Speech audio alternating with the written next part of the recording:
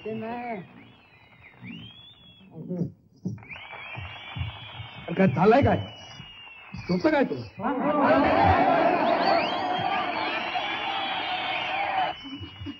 काय करतास काय खुलबी लागले म्हणायचं का तुम्हाला? पब्लिक का आमच्या अंगावरती? हा तुमचा तमाशा काय?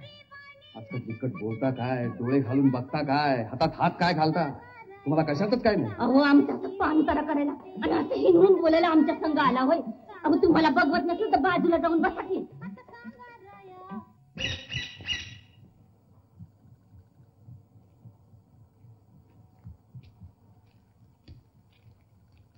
मास्तर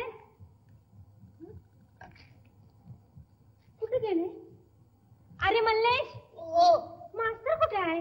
अहो इथं झोपलं होते की आता गेलं कुठं म्हणायचं?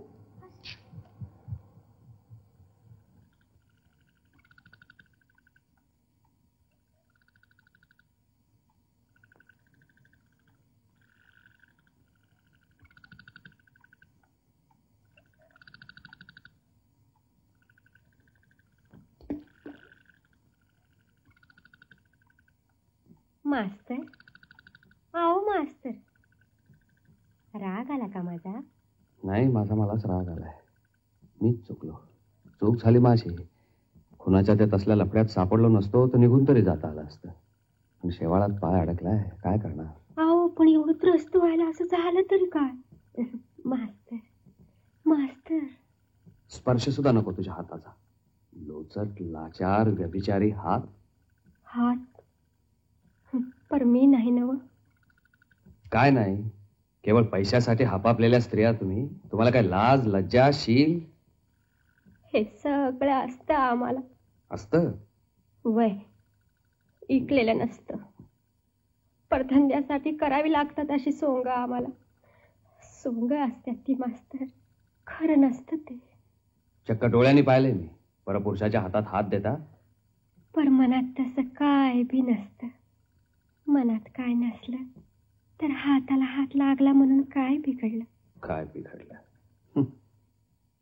अहो ज्या हाताला कसल्या भावना नाहीत त्या हाताला कुणाचा स्पर्श झाला काय आणि एखाद्याला आकळाला झाला काय यात काय फरक आहे मास्तर?